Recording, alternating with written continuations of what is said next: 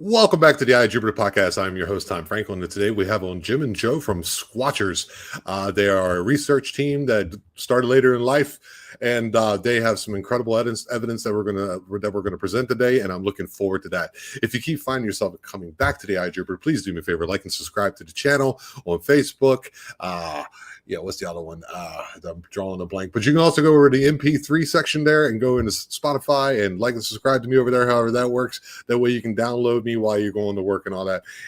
Rumble. You can find me on Rumble as well. You can also find me on TikTok, TikTok, Facebook, all those things. Just a quick reminder, if you want to support the channel, the best way to do it is like and subscribe to it, comment section, share the videos, and if you want to support me monetarily, you can go ahead and hit that super chat today, or super thanks, or however it is that works out. I still don't know that quite well either, but you can also do me a favor and get yourself some merch. I will eventually change that, but I think it's kind of the charm. I can't spell description, but fair enough. All the links are down below, and the links of my guests will always be found down there as well. We did start 5 minutes early today. No big deal. The gentlemen are on time, which is, not always the case, and I'm really happy about that. So with all that out of the way, let's welcome to the Jupiter podcast, Jim and Joe from Sqwatchers.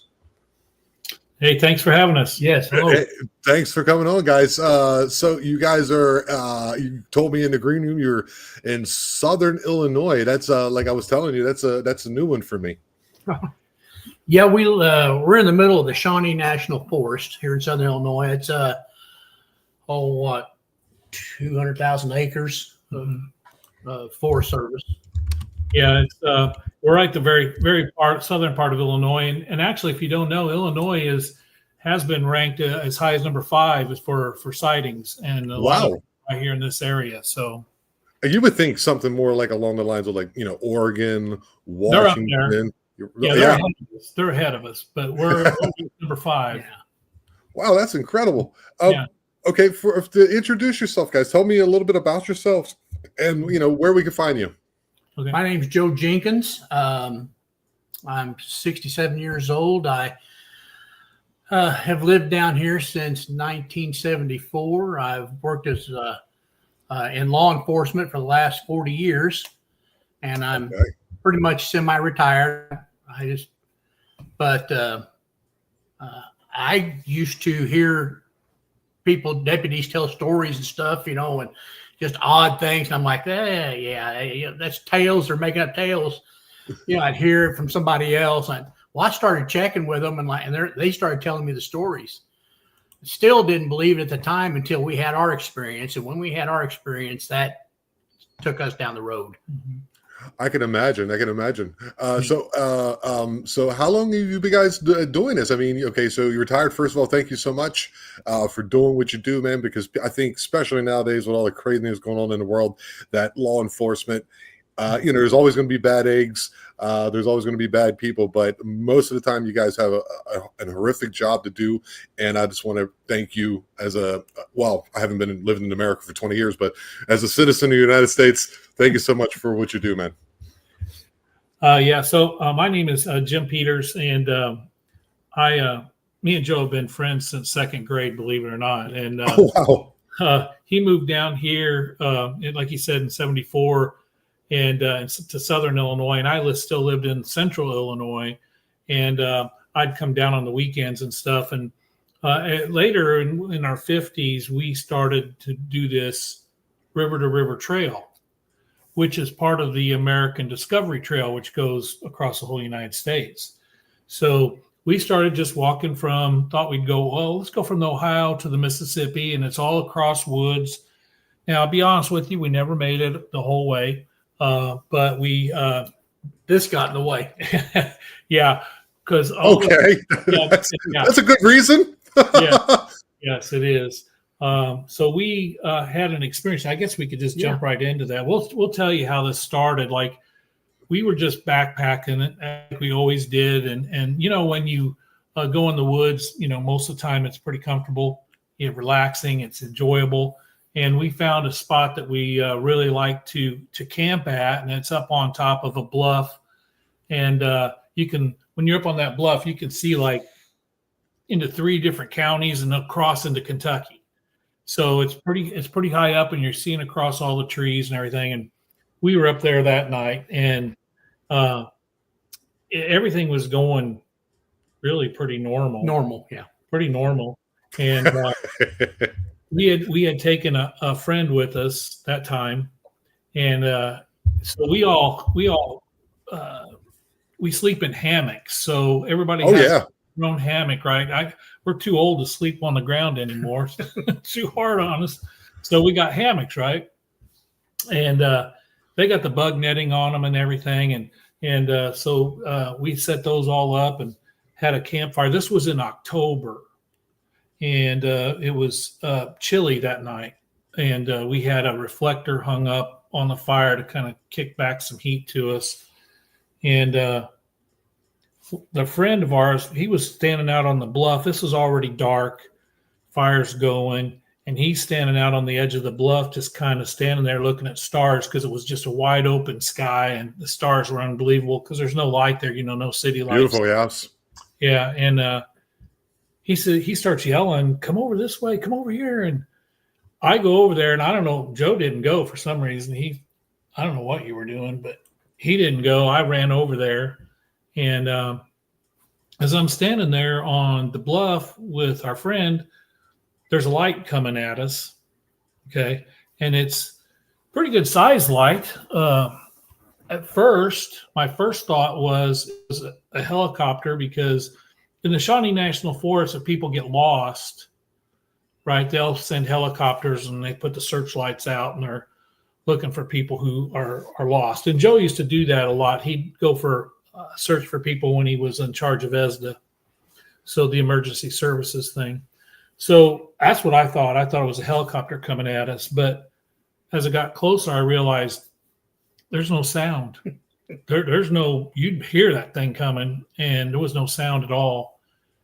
And so this ball of light just keeps coming right at us. And as it got to us, stopped right above us. Okay. So, I mean, it just paused there. And, we're looking up, me and my friend there, and it shined a light straight down on us. It just came right down on us. And so by the time you realize the light's on you, it went right back up, and the ball of light just started moving again on past us. No sound, no nothing. So I don't know if we got scanned or what, but yeah, that sounds more like a UFO type thing. Yeah, and I think that's what it was. Honestly, I think that was a UFO thing. Now, don't get confused. A lot of people take the UFO Bigfoot thing. You know what I mean? They put it together. Yes. I'm not necessarily making that connection because I don't know. Which is perfectly fine. I don't think there's anything wrong with not knowing. Oh, by the way, thank you, Denise, for your donation to the channel. So make sure I say that. Thank you so very much, for Denise, for your support. Thank you, baby. She is a survivor of September 11th in New York. Shout out to Denise and your family. That's much awesome. love and good health. Yes. So after that happened, we all kind of later on in the evening, I guess it was about midnight or so. We all climbed our hammocks. Yeah. Went to sleep. About 4:00, 4:30, my cousin got up and was stoking up the fire because it was pretty cold that night. And we had fire kind of burned out. He just got up and stoking it up. Jim hears him. He gets out of his hammock and they start talking. Well, that wakes me up. And I'm sitting there listening to him talk. I thought, well, I'll get up too. So I get up. And we're all standing around the fire, and we heard this howl that was unbelievable. It literally went through your chest. You could feel it. We're standing there, and we can all feel our chest reverberating from this howl, and it was just nothing we'd ever heard before. It was so crazy. And I'd imagine, I'd imagine being a law enforcement officer, like your antennas go up, and you're normally dealing with, with people. So, people can be very, very sweet, very random, and also, mean or whatever. And at the same time, but you kind of know what you're dealing with. And when you're out in the woods with your buddies, and then something like this happens, especially with the light and now this howl, I mean, this is completely out of your purview of training. I absolutely knew that it was not an animal. Okay. And I knew it wasn't a human. I knew that because nothing is that loud. And it was coming from across the valley on the other hillside. And you could tell the direction it was coming from, but there was absolutely just the volume was just amazing. Right. And I when it ended, I asked Jim, I said, "What was that?" He said, "I can tell you, but you're probably not going to believe me." and we're not looking for Bigfoot.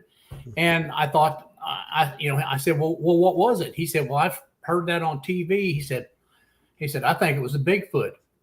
Well, to be honest with you, that it didn't shock me because I knew that was not, it wasn't an animal that we have around here that's that loud, and it wasn't a human. I've heard humans all through those woods. It was so loud. We can't even begin to tell you how loud it was. It was just, it just made you feel really little, when you hear something like that, because it's so big. And if you had to guess, how far away would you say it was? Well, as a crow flies, probably a quarter mile. Yeah, about a quarter mile, because we were on one ridge, and then there was a valley, and then it was coming from the other ridge. I was looking for. Okay. I had to think of a drag racing thing, and then I went, NHRA, and I was like, quarter mile. Okay, it's a pretty decent distance, but at the same time, when something's that loud, because I've heard, you guys have actually sent me some pictures and stuff that we're going to go through. When I heard, I don't know if that's I'm sure you weren't recording that one. You just started out, right? But you hear it, and sometimes it's like between two animals, like sometimes like a lion and like a bear and something else, and it kind of starts as one and changes as another. I've heard a lot of different things. This one was a long, drawn-out whoop, but it was so long. It almost, to be honest with you, like a siren. Almost sounded like a siren because of the way it was, going up like that. And I was just looking to see if I had it, but I don't. Yes, I know which one you're talking about. It sounds like an air siren, like a tornado siren. But I'm like, what is that? An air siren? And at the end, it does a weird thing, and you're like, no, that wasn't that. Yeah, it's very obvious. When that happened, after I said that to Jim, we heard a response coming from about 2 miles north of that. Right. And it answered it, and it wasn't that long or drawn out, and it was more faded, but it was definitely, in response to that. And so we're all sitting there just really trying to figure out, what happened, because Bigfoot really wasn't part of our worldview at that time. We weren't even thinking Bigfoot. And then all of a sudden you have an experience like that, and it kind of just, just turns your whole world around. And so we were sitting there kind of dumbfounded, still trying to figure out what was going on. We sat down on the edge of the bluff, and the three of us, we just sat there, and we were not really even talking. It was just listening still. And we heard this gibberish coming from below us.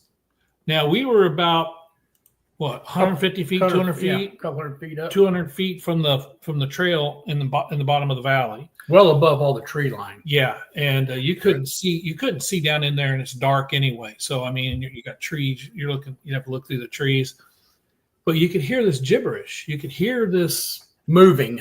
And it was moving, but you could hear him. It was like a male voice and a female voice, kind of. You could kind of tell that it was one was lower, one was higher, but it wasn't speaking anything you ever heard or I ever heard. So kind of like Ron Moorhead's like samurai chatter. Not nearly as good, but I mean that is like the ultimate. But this one was definitely gibberish that was coming from below us, and it was like a conversation. Honestly, it was. You just sound like a conversation that's just out of your hearing, where you can tell somebody's talking, but you can't tell what they're saying. And we're sitting on the bluff, and we can tell that it's coming. It's coming down. It's walking underneath us, and it's going on, and it's heading to the north towards where that response was. Okay. And wow. And there's only one trail that comes down that hill off where that valley was, and it goes right where we were camping on. So you can either turn and go up to where we were on top of the bluff, or go straight and head north to the. And that's what it was doing, was going north. So, like, when this happens to you guys, like, you guys are in your 50s at this point, and like, you've seen the Patterson Gimlin film, the famous one, and you kind of know a little bit. It's in the purview of your reality. Like, what does it do to you, like, emotionally and mentally, being a men in their middle ages there, and all of a sudden now there's this thing in the woods. Hey, Darren's here finally, buddy. Okay, so I'll tell you the weirdest part of the night, in getting to your point, is that after the chatter, after we heard this gibberish, we all get up and climb in our hammocks and went to sleep. What? That's a fact. Yeah. And as a law enforcement officer, I still say that was, to me, that was the craziest thing that happened that night. Because we heard the howl, we heard this howl that changed our lives. It was so loud and so big and so awesome. And then we hear this gibberish, and we all get up and go back to sleep. Everybody crawls in their hammocks and go back to sleep. Was there any talking, or was there any like discussion about what was going on? No. And that was the whole. Not really the next morning when we woke up either. That's good. That's good detective work. I'm impressed. We had talked to some other researchers about this because it really bothered us. Yeah, there it is. Why? Pam, that's not uncommon from experiencers, that they kind of blank out. Okay, thank you, Pam. Why didn't we do something?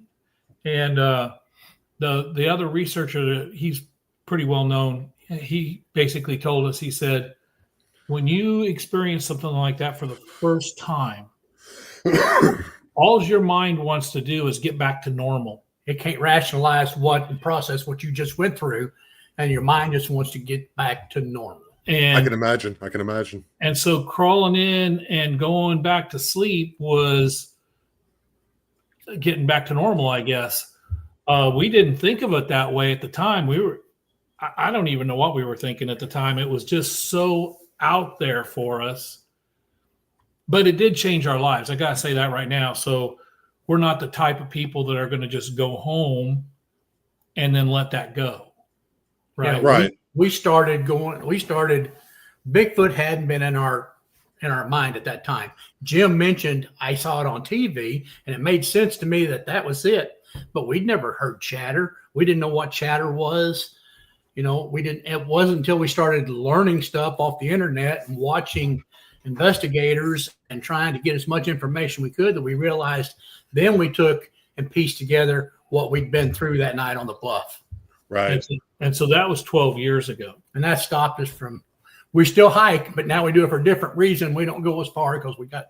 Well, it's still good. I mean, either way, okay, you're going out there and you're trying to, trying to help, because there's plenty of evidence. Yeah. I was talking, there's plenty of evidence. I mean, if the Patterson Gimlin film isn't enough for you, then okay, so be it. But you got the footprints, you got the hair, you got the DNA, you got the pictures, you got the audio, and it's still never enough. But I just think it's really cool. 12 years ago, so you guys are in your 60s now, and you're like, the hell with it. We're going to go out in the woods anyway. Yeah. And we're gonna be healthy, but at the same time, we're gonna look for this unknown, whatever you guys think it is. We'll get into that in a minute, I suppose. I think it's pretty cool either way, guys. So what we started doing was we bought little like Panasonic handheld recorders, voice recorders. They're about that big, and get them for like $30 on Amazon. We bought some of those, and honestly, I just started going out and taping them to trees, especially if we couldn't camp. If we were going to go camp, we'd put them out on the trail before we get to our campsite, pick them up on the morning and our way out. But if we're not camping that particular night, we can still hop in a side-by-side, run out in the middle of nowhere, tape them to trees, and then go back and get them later, right? So that's what we would do. We did this for several years where we just were doing audio.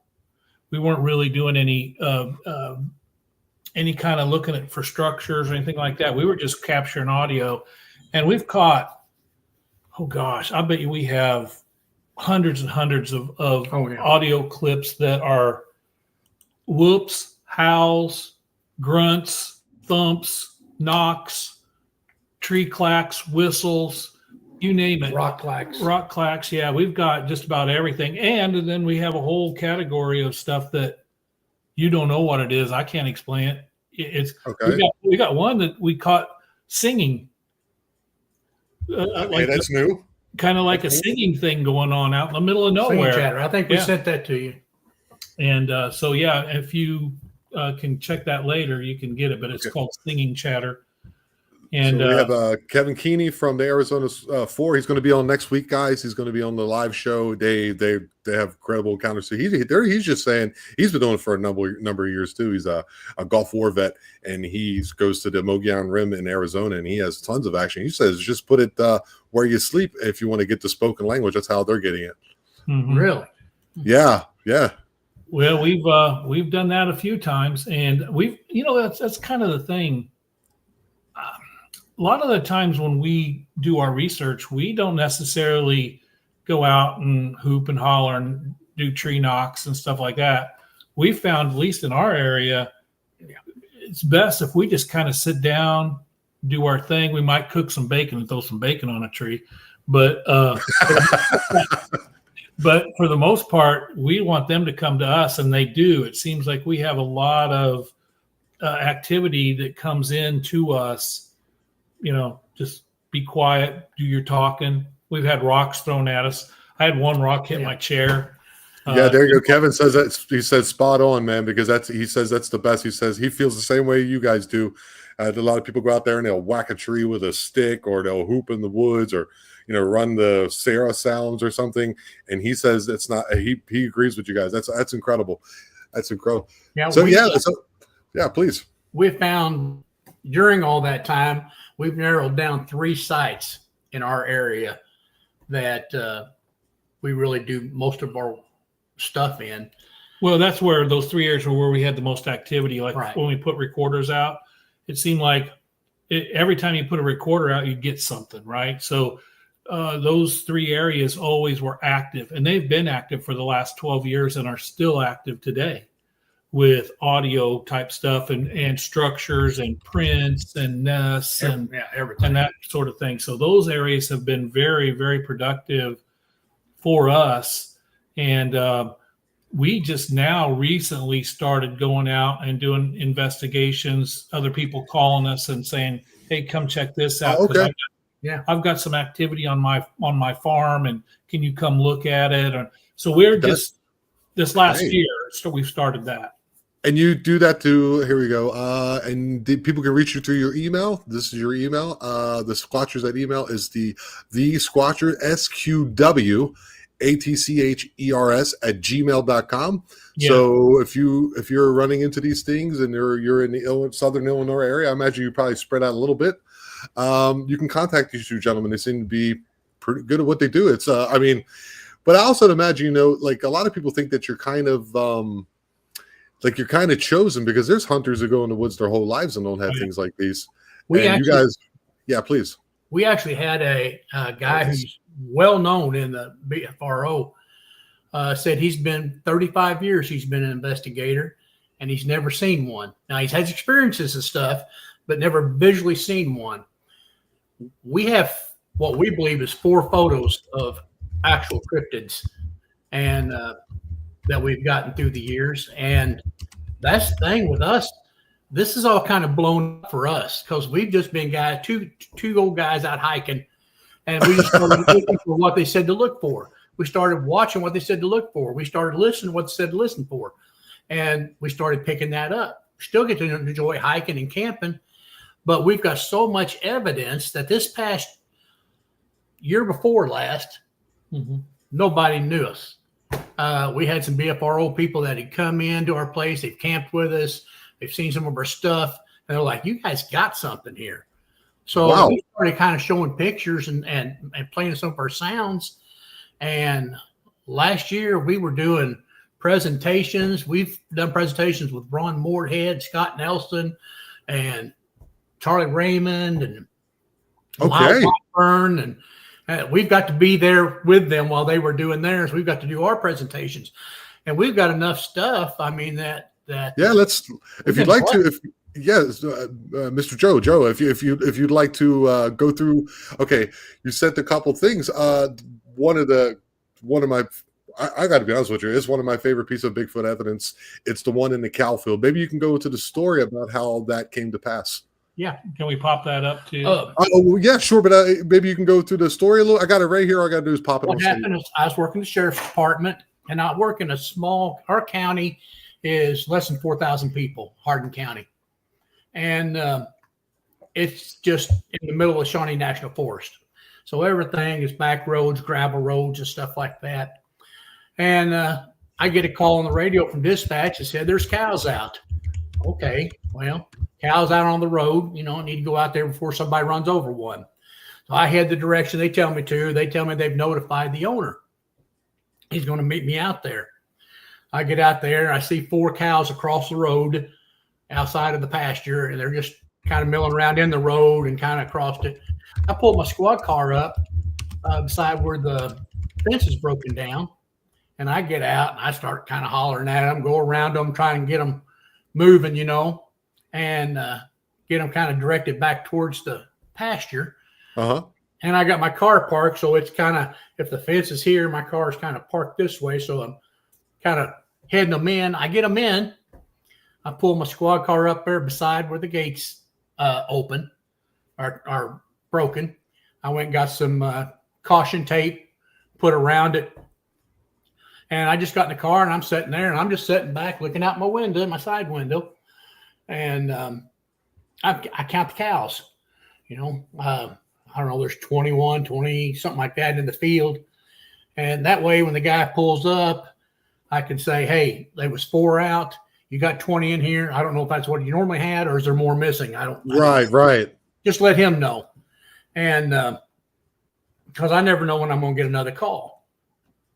So I probably sat there 25 minutes just looking out that window and looking at the cows, looking at the woods and everything. I see movement in my rearview mirror, and it's a pickup pulling up behind me. I get out of my car, walk back to him, and I tell him, 20 cows out, our 4 cows out. You got 20 cows in the field. I get a call on my radio. The radio informed me I got another call. I turn around to go answer the call to walk back to the squad car. And when I turn around, I see across the field another cow up there in the woods, in the edge of the woods. And I told him, I said, you got a cow out up there across the field. And he looked up there. He said, well, crap, they broke the fence over there too. But I kept looking at it, and I thought, man, that just doesn't look like a cow, but it's black. It's up there. I'm thinking, well, it don't look right. And I get in my car, I answer my radio. I've got another call, and I start to take off, and I see my phone, and I think, that's not normal. It's not natural. I can't see. Actually, the picture you got's showing it closer than what I was from the fence. Yes. Could you zoom in on that possibly? Yeah, I think we can.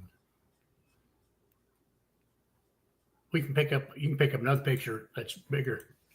Hang on. Yeah, I got it. And anyways, so what happened was I took a picture with my phone and zoomed it in as best as I could. And then after that, I'm driving down the road on my next call, and I think to myself, hey, I think I can zoom in even more, So I'm driving down the road, I get on the highway, and I start zooming in on the picture. Well, I realize that's not a cow standing there.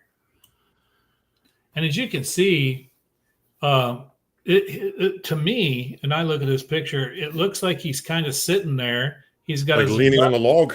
Yeah, he's got his left arm on the log there, and you can see his head, and then his right shoulder comes down to his elbow, and then he's got his fist across his chest. It looks like his fist is right in the middle of his chest there, and you can see how it's lighter colored in his chest than it is some of the other places, like his arms and stuff. Right. And so I'll get you to another little point of this story. 2 years ago, right? It was 2 years ago.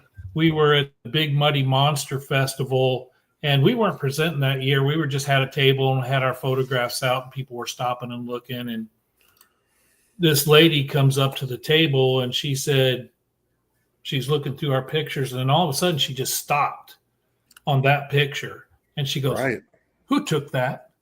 And Joe says, I took it. And she says, would you send me that picture? She goes, she is that's a primate. She was a primatologist. No kidding. Yeah, she's a primatologist. And she says, I have seen all kinds of pictures. People have sent me pictures. And she goes, I have never seen anything that looks exactly like this. Yeah, she said that's a primate.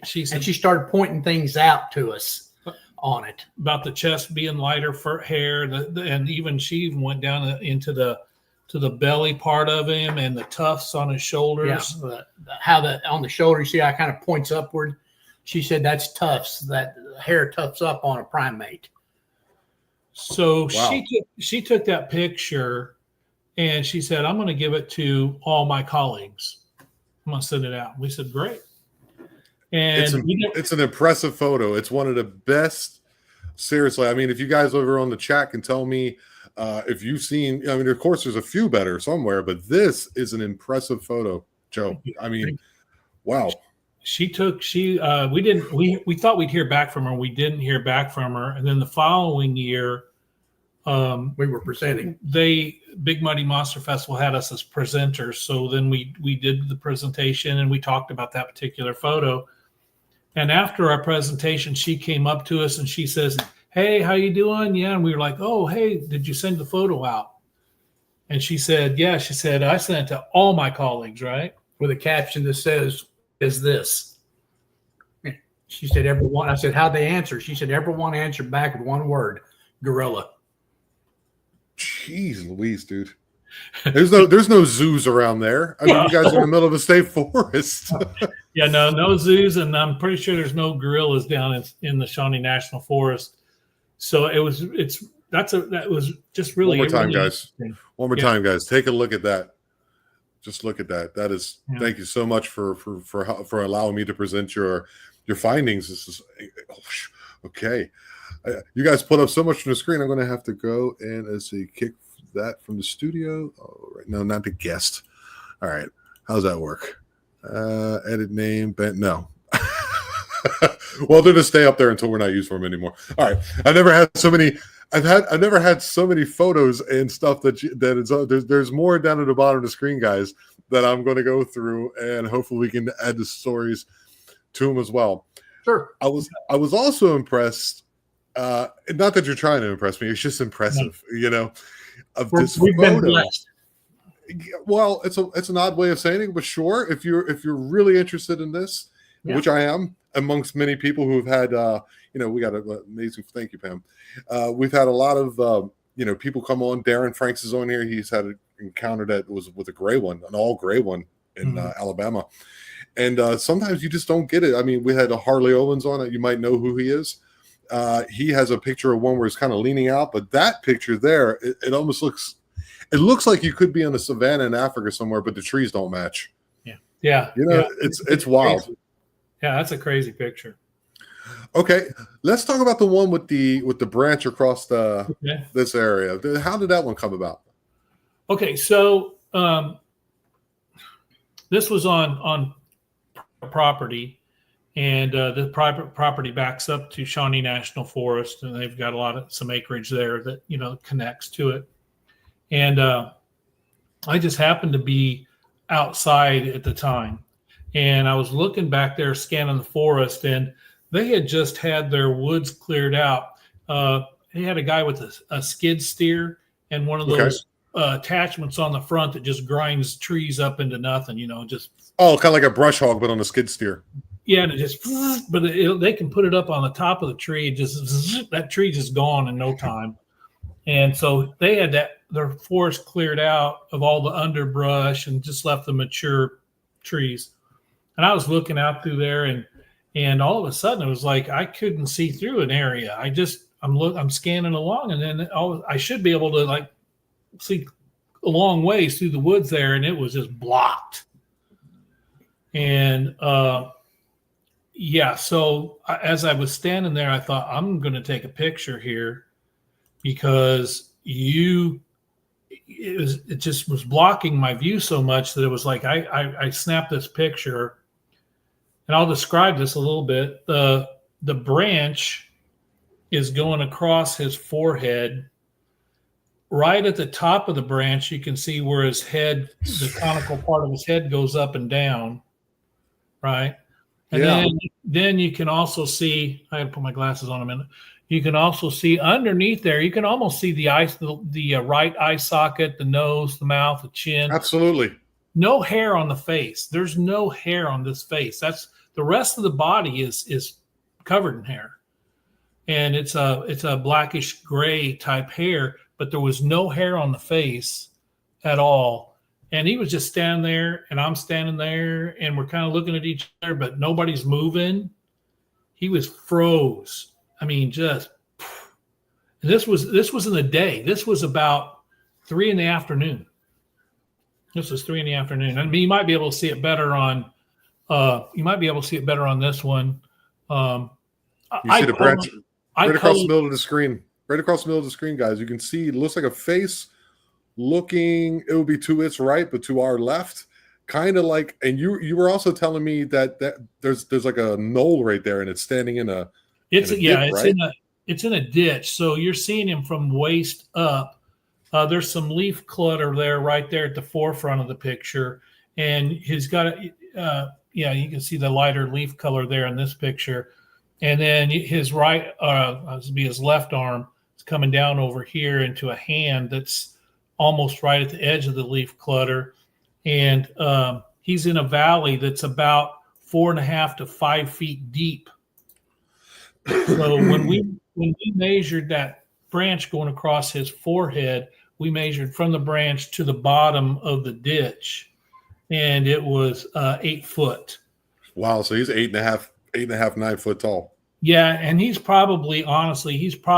went down there. We went down there later, and I had Joe stand down there and holding the bucket up. So 5-gallon bucket. Yeah, I couldn't reach the limb. Yeah, he couldn't even reach the limb. Yeah, I mean, he's standing behind it, so I imagine he's even a little bit bigger, maybe. So, right, 8 foot. I just sent a picture. It's a grayscale look, but it's really amazing. This one. Yes, look. We used an embossed filter on it. Look right underneath at the lips. I can't see them for you, but you can see his lips protruding there, right underneath that branch. Yeah, I see it. He has his mouth there. It was kind of a crazy thing, but once again, very, very, very lucky. And this was an area that had. I've got another picture from the same area, about 25 yards from where that picture was taken. I have another picture which I sent you, and it's in the same property. Where they had structures, all kinds of audio we've caught there, and the other picture I caught on a trail cam where people go, "Hey, you can't catch them on a trail cam," but I accidentally did. Okay, we have a question here. When you guys are seeing these things, when you take a picture, like Joe got a great picture and Jim got a great picture. Darren writes, what were your feelings? Did you have any, trepidation? Were you feeling any fear? I thought I was taking a picture of a cow. The picture you got is zoomed in. my original picture, actually, it's 430 feet, 433 feet according to Google Earth from the road to where the edge of the woods was. Those cows are halfway across that field. So they were 200 feet from me when I took the picture. And then that thing was 433 feet. So look how big it is. That lets you know how big it is. It's so really at big. the time, it was really small, and it was black. And my mind was going, it's got to be a cow, but it doesn't look like a cow. But look how big it has to be. If this thing is double the distance away, it's not even it's not the size of a gorilla. A gorilla is what, maybe 6 foot tall, maybe not even that. 5 foot tall. I don't know. I'm not a primatologist, but that is way bigger than that. That would be huge. Wow. Oh man. So Joe probably wasn't afraid. He was far enough away. I was only 60 feet. From that one when I took that picture. I was 60 feet away. And believe it or not, that's taken on an iPhone Pro Max 12, and it looks like it's black and white, but it's the interesting thing about that is it was a year ago March when that was taken, and it was misty and rainy and gray out. It had rained all night, and everything was gray. Everything was gray. It was just kind of all blending in. Okay. And it was blending in with the background. And I don't know if you've been out hunting before, but a lot of times if a deer is standing still, you can't see it. It's just not moving. It blends in with the background, and then it flips its tail and runs or something, and you see it obviously. Yeah, we're always looking. What I was taught as a hunter is like the trees go this way, so you're looking for lines this way. This way, yeah. Right. But it's very difficult sometimes to see them if they're not moving, if they're just kind of blending in with the background. And this one was doing the same thing. It was not moving, standing right there, just blending right in. And was I afraid? I didn't stay out there very long, to be honest with you. But I don't know that I remember feeling fear or excitement, really. It's an incredible photo. These both, I mean, that one is, it's still, the branch kind of, but this, we've driven down the road in the countryside in America and many other places in the world. And, you're used to seeing cow fields, and then you see, what's that? So there's a cow over there, and you take this picture.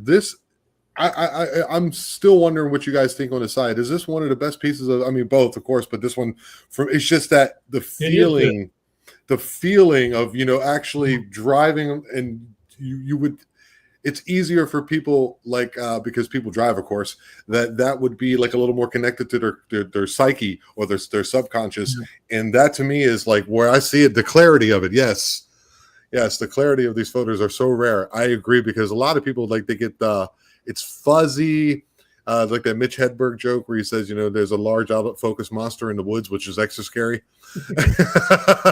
We'd be the first to tell you that we understand, photo evidence is, iffy at best, right? If it's too clear, then everybody goes, it's fake because it's too clear. There you go. And good point. If it's too blurry, then they go, well, why can't you get a good picture with all the technology we have? Right. So we get it that we've been asked, why didn't you get closer and take a picture? Jim will tell you that one that he took where it's across his face. He said it looked like a 4x8 sheet of plywood. That's the second time I've heard that.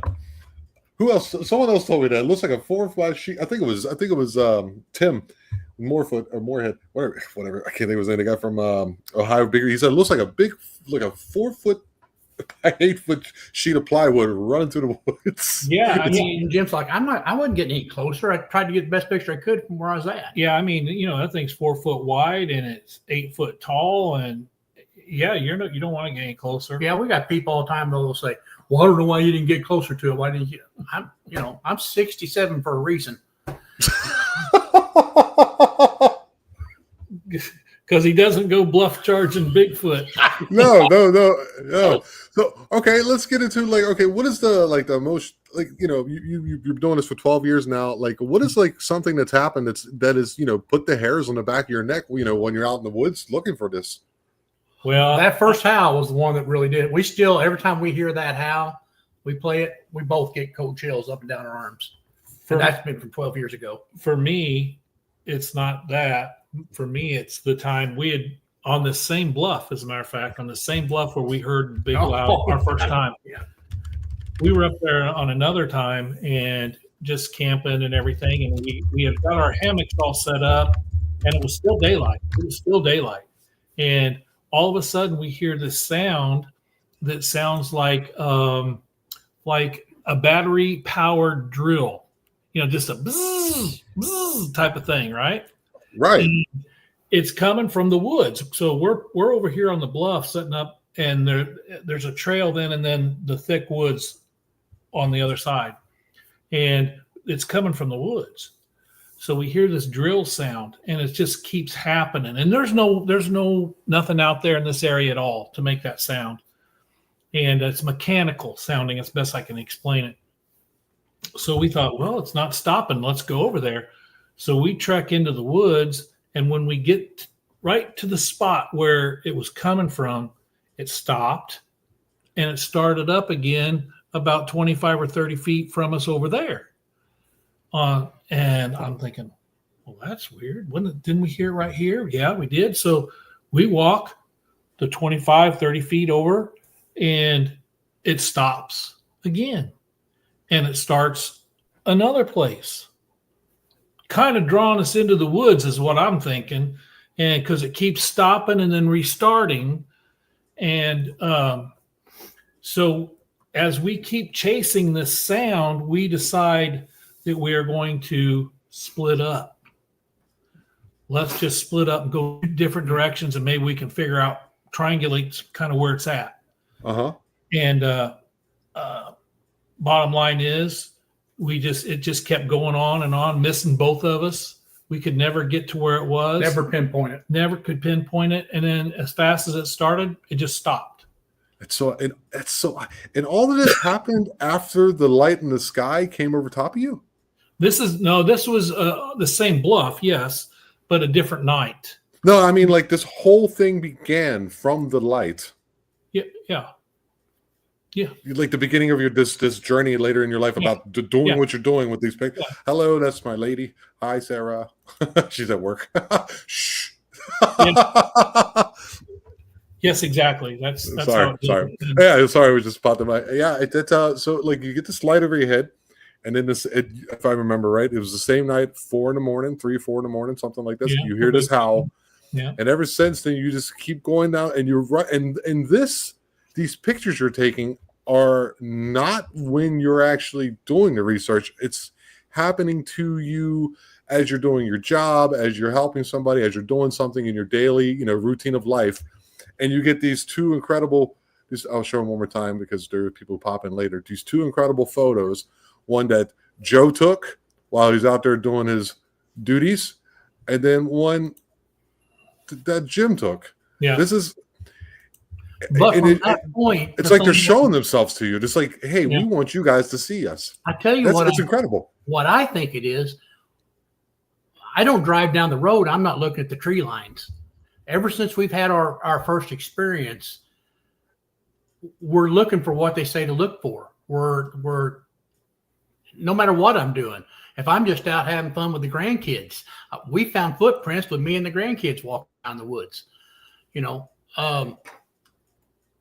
I'm always looking, and so is Jim.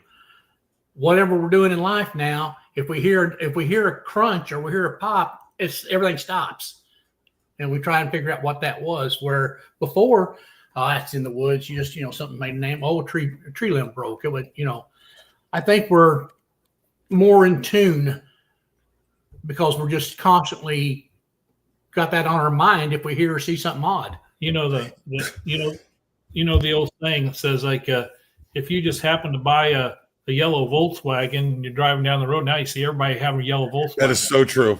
Right? So true. And it's the same thing here. Once you see something, now we're starting to look and we start to see it, but you have to look to see it, right? So you have to like train your eye and train your, but they're also like, if they are, what do you guys think these are? I mean, just like, let's go ahead and go about that. What do you think they are? I think they're flesh and blood. And I'm open-minded to it could be flesh and blood, or it could be interdimensional. I'm open-minded to it. I'm not necessarily closed-minded to the other part of it, because this is a wide open field, and I don't really believe, there's any real experts. I mean, there's a lot of people that are out here doing it, but until we actually have something, it's hard to know. But what I've seen has been footprints, or we've casted a footprint, or we found structures that have been built. To me, that's flesh and blood. I'm not saying it can't be something else, but I haven't experienced that as much. But we have found footprints, but we've also just found one. Yeah. Right.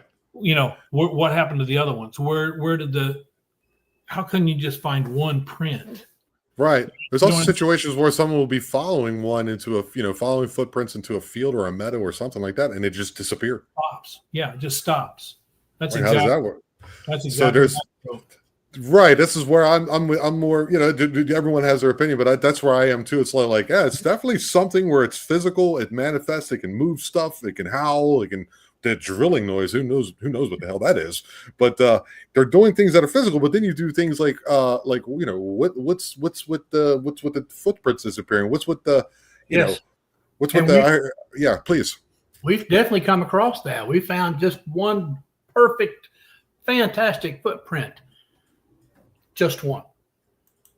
It's crazy. I don't know how to explain it. I don't know. That's that other side of it is that, did it, vibe out, frequency change? Who knows? We did a presentation with Ron Moorhead last year. Mm-hmm. Last year, and Ron is big into the quantum Bigfoot thing. That's the name of his last book, and he's it can vibrate in or vibrate out or change its frequency to disappear or reappear. Those ideas are kind of are out there, but I think as researchers we have to be open-minded to anything, right? Really, I mean, if you start closing yourself off to certain things, then you're probably just you're never going to see it or never going to, Yeah. I mean, you can kind of, there's experience like that. Everyone's experiences is their own experiences. So like when they run across something, well, this is what I seen. I mean, Kevin Keeney, if you can go back and listen to his episode, he's like, there's like, okay, we all heard mind speak. Like, what's that? You know what I mean? If this is just a primate in the woods, how do they do that? And he's like, so there's 4 of them, the Arizona 4, right? And he episode about a month ago, and he goes, okay, everyone heard. So with mind speak, okay, on the count of 3, everyone says what they heard. 1, 2, 3, and they all say the exact same thing. And it's like, or lights will pop off in the woods. Okay, welcome Northwest Native Tracker. Welcome back to the show. You were on last week. Yeah, telepathy. There's a lot of like there's a lot of like room to play, and I think like you're saying there, Jim, there's like if you just close-minded to something, or you go down an alleyway, which may happen according to your experience, you should be open for everything, and you might miss something. Just basically reiterating what you said.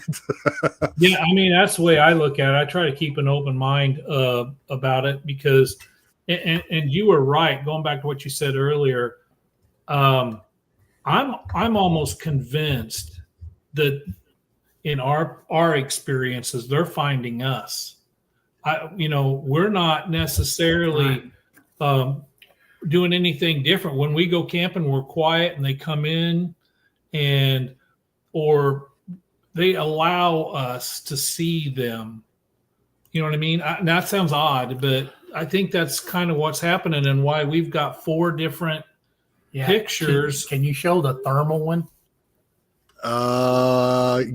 Which one is the thermal one? The one with the colors? 442? 4442, excuse me. Yeah. Okay.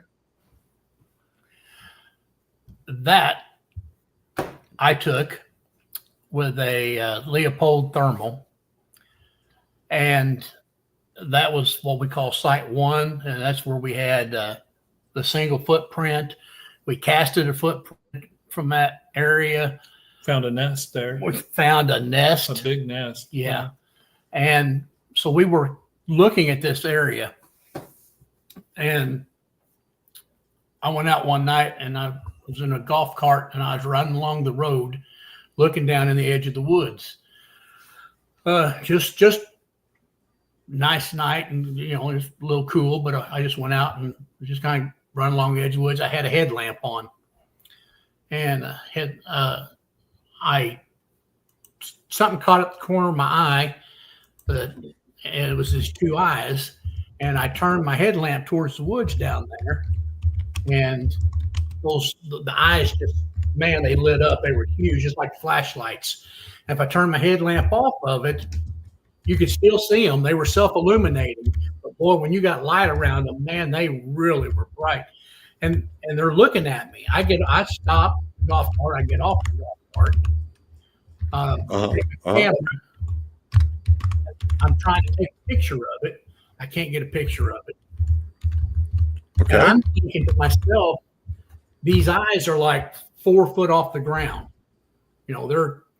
They're up. I can tell where the ground is. It's dark enough. I can still tell where the ground is. I know the area, know where the ground is, but I can see these eyes look like they're about 4 foot up.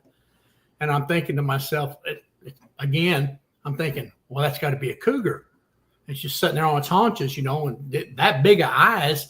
It wasn't 8 feet tall. It was 4 feet tall, 4.5 foot tall. The eyes was just, that high off the ground. And they're watching me. I can see it's watching me, and I'm watching it. I can't get a picture with my camera. It won't take it at that dark at night. I got my thermal out I had with me, and I see the eyes on the screen, so I take this picture. Well, I just keep looking at it. It keeps looking at me. The eyes would just kind of close real slow, and they'd open right back up. And they'd close down, every once in a while. And it's staring at me, and I'm staring at it, and I'm thinking, cougar, don't go any closer down there in the woods, which I had to climb the barbed wire fence to get across the field to where it was at. And I thought, well, let me get my spotlight. And I turn around, I get my spotlight out of the golf cart and turn back around, gone. It's not there. And you can see, if you look at that picture, you can see how wide apart those eyes are. Those green things in front of the brown, those are trees. And so it's back in the trees a little bit, but there's a tree on one eye and a tree just on the other side of the other eye. I mean, those things are wide apart. You can see the knuckles on you're right. You can see it was squatted down is why it wasn't 7 feet tall. I know that now. Yeah, it was squatting with its hands on its knees. You can see the conical head. You can see the shoulders coming off of it. You can see where the hips are and the knees, and it's got its fingers on the knees where it's squatted. And that's great piece of evidence. I didn't know what it was till I put it on my computer, because I had a little 2-inch screen on my Leopold. I mean, it was a little small screen, so all I saw was the eyes when I took the picture, and I got it on my computer, and as soon as it popped up on my computer, I was like, that is not a cougar. And we had like, is it Jesus or Jesus Pan? Jesus Pan. He's Breaking Bigfoot, and he the one that enhanced that photo a little bit and colorized it for us so that you can see what it was. Well, shout out to Jesus there. That's awesome. Yeah. Thank you so much. Okay, we got one more photo here. Maybe you can tell me a little bit about this one. Okay. All right. So this was on the same property where the branch is going across his face. Okay. And this is about 25 or 30 yards from where that picture was taken. And there was a couple of structures that were in this area. So what I did was I set a trail cam up pointing that way. Everybody says you can't get one, and I thought the same thing, honestly. But I had left that out there for months, and I'd go out every week and check it, and nothing, deer or coyote or whatever. And I have the camera, the trail cam set to a 10-second video instead of a picture. And so what happened this particular night was it was a coyote that ran through and set the camera off. And so now the coyote's gone, and I've got 9 seconds of looking at woods, right? Uh-huh. And I see something in the background that's going in between two trees, back and forth like this, right? And it's far enough away that it wouldn't have set the trail cam off. The only thing that set the trail cam was right. It didn't set it off. And so once again, this is another picture that was brought out by Jesus Payne. And I sent it to him because you could see it back there, but you really couldn't. And then he sent it back, and wow, look at there. You got something standing there. Now, I went out there the next day and stood in the same spot and had the trail cam take a picture of me. Joe was there, and I'm as tall as that. It was a juvenile probably, because I'm 6 foot, and it was 6 foot.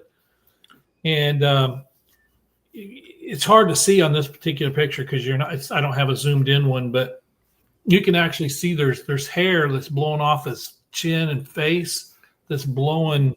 Yeah. Whoa. Yeah. If you can get to where you can load it later on and just zoom in on it, you'll see the hair doing this in the wind. Yeah. It's just kind of blowing across this way. And it's a very strange picture, kind of odd, but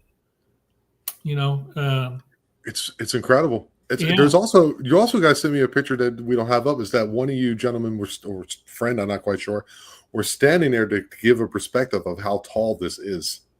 Yeah, that was me standing. Probably did we send that to him? I guess we did. So. You did send it to me over Messenger. Yes.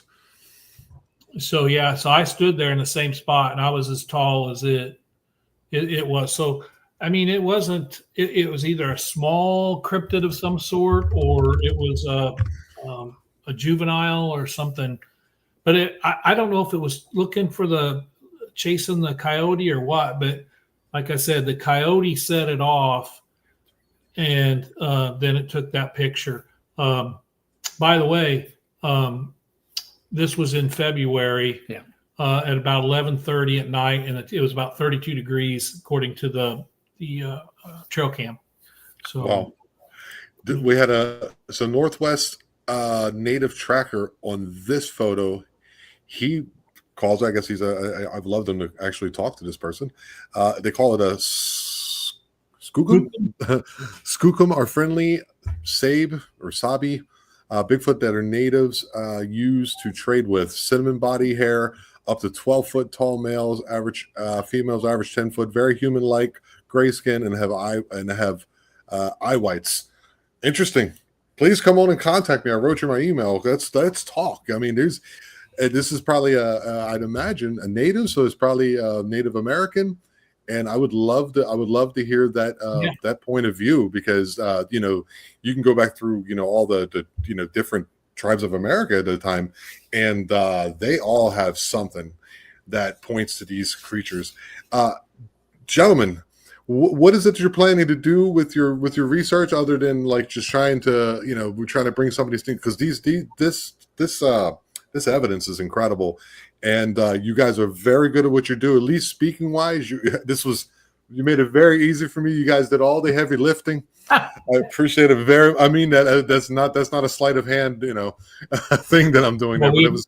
Well, we really want to get it out there to people that, anybody can do this. Anybody can get out there in the woods and start like we started. We're just two guys that like to get out in the woods and hike, but we love to show all of our evidence. We have a lot of audio evidence to go along with this. We got all kinds of photos of structures and stuff, and we want to share that with people. So we've been doing presentations in Missouri and here in Southern Illinois. If anybody would like, like to have us come out and do a presentation or something for them, we'd be interested in doing that and getting the word out more. Also, if they'll check out our Facebook page, it's the THE and the Sqwatchers, SQWATCHERS. There it is right there. Love to have you come and like our page. Yeah, and then they can go over there and hear some of the evidence, some of the howls and some of the whoops and things like that. Okay. Yeah, we have everything on there. And if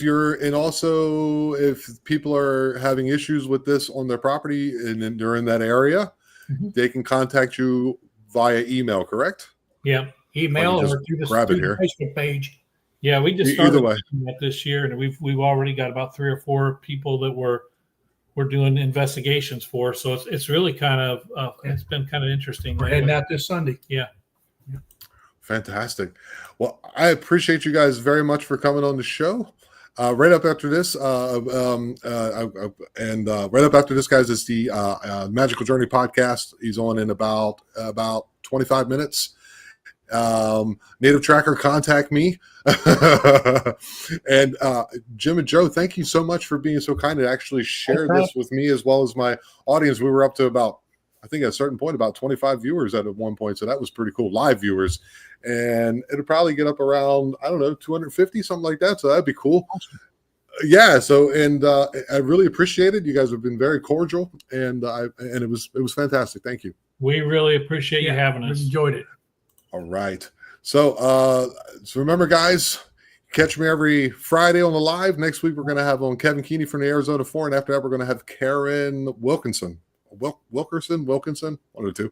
I'm not supposed to mess these names up, but after a while, I'm 45, so it doesn't work so well in there anyway. And then after that, it's going to have my Mayan girlfriend on, and we're going to talk about her experiences growing up on the Yucatan Peninsula with witches and lucias and all those kind of weird things that are down here. And so it's been wonderful. Thank you guys one more time. Yeah, we are the Eye. We are aware. Love you all. Have a good night.